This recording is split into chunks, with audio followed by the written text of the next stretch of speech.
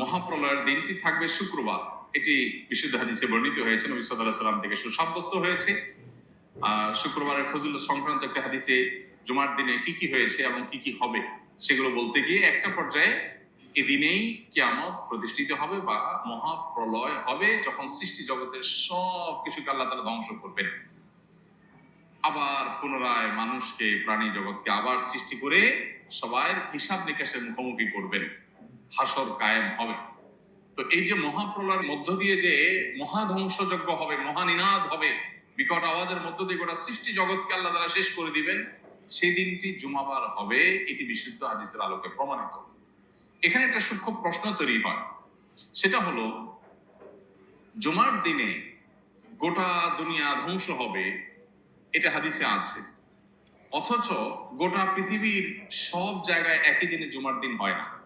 বাংলাদেশে আমরা যখন আজকে ধরুন জুমার দিন, শুক্রবার দিন, এখন আমরা জুমার দিনে জুমা আদায় করছি, জুমার দিনে আমল করছি, ঠিক এই সময় পৃথিবীর অনেক দেশে গভীর রাত, ঘুম বা অন্য কোনো দিন, বৃহস্পতিবার। তাহলে যখন কিয়ামত একই দিনে হবে গোটা পৃথিবীতে, বার তো একইটা থাকবে না, তাহলে সেখানে তো শুক্রবার না, সেখানে কেমনে কিয়ামত হবে? এটার উত্তর হলো, আজকে পৃথিবীর যে ব্যবস্থাপনা আমরা দেখতে পাচ্ছি, মহাপ্রলয়ের দিন পৃথিবীর এই ব্যবস্থাপনা থাকবে না। আমরা আজকের পৃথিবীর সাথে তুলনা করে সেদিনকে আমরা বিচার করছি যে সেদিন তো কোথাও জুমার দিন, কোথাও বৃহস্পতিবার দিন হবে, কোথাও দিন হবে, কোথাও রাত হবে। এই দিন এবং রাত এবং বারের এই পরিবর্তন আল্লাহর যে সমস্ত সৃষ্টির কারণে হয়ে থাকে, যে সিস্টেমের কারণে হয়ে থাকে, কিয়ামতের মুহূর্তে ওই সিস্টেম পুরাটাই মুখ থুবড়ে পড়বে, ভেঙে পড়বে, এগুলোর কোনোটাই কাজ করবে না। যে সূর্যের অবস্থান পরিবর্তনের কারণে দিন এবং রাতের পরিবর্তন হয়, এই সূর্যই আলোহীন হয়ে যাবে। হাদিসে আসছে নবী সাল্লাল্লাহু আলাইহি ওয়াসাল্লাম বলেছেন, যেই সকাল থেকে মহাপ্রলয় শুরু হবে তার আগের রাত হবে দীর্ঘ। এই যে দীর্ঘ রাত হবে, তখন তো গোটা পৃথিবী একাকার হয়ে যাবে। এবং আল্লাহ তাআলা কোরআনে কারীমে বলেছেন সূরা শামসের মধ্যে যে ইদা শামসু কুববিরাত ওয়া ইদান নুজুমু কাদারাত।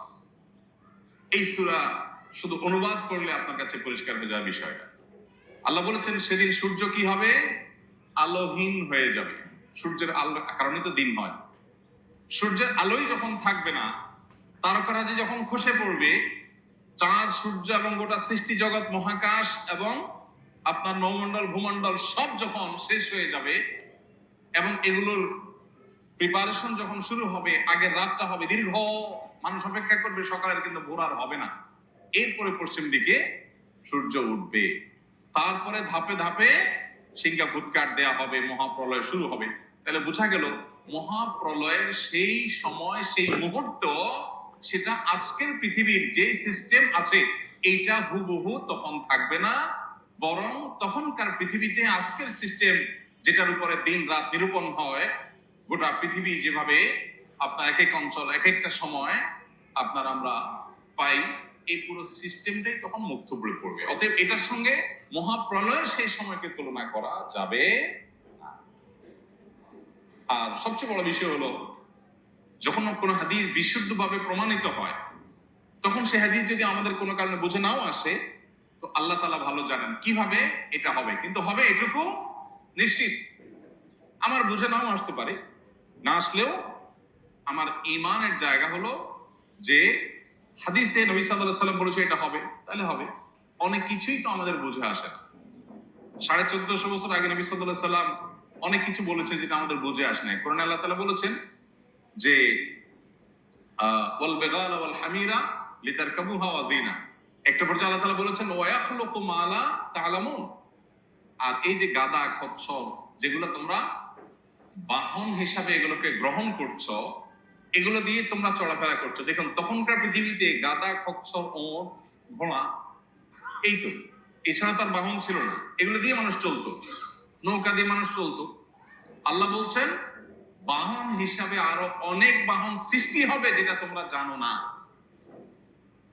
এখন সেই বাহন, বাস, ট্রাক, বিমান, বিভিন্ন রকমের বাহন তৈরি হয়েছে কি হয় নাই? 1450 বছর আগে আল্লাহ তাআলা যখন এই আয়াত নাযিল করেছেন, তখন কি সাহাবীদের কাছে এটা পরিষ্কার ছিল? তারা তো দেখছেন যে ঘোড়া, গাদা, খচ্চর, ওট, এই তো। নৌকা, এগুলোতে তো মানুষ চড়ে, এগুলোই তো বাহন। আল্লাহ বলছেন ওয়ায়াখলুকু মা লা তা'লামুন, আরো অনেক বাহন তৈরি হবে, আল্লাহ সৃষ্টি করবেন মানুষের মাথায় সে বুদ্ধি বিবেচনা জ্ঞান দিয়ে। পৃথিবীতে বহু বাহন আরো হবে যা তোমরা এখন জানো না। এরকম কোরআনের বহু বিষয় যখন নাজিল হচ্ছে তখন বুঝে আসে নাই। সাহাবীরা তো বলে নাই না মাথায় ধরতেছে না, মানলাম না, তা তো বলেন নাই। অতএব কোরআন বা সুন্নাহ যদি কোনো কিছু বলে, সেটা যদি কোরআন সুন্নাহর কথা হিসাবে সুসাব্যস্ত হয় তাহলে সেটা ক্লিয়ার, আমার বুঝে আসুক বা না আসুক। আল্লাহ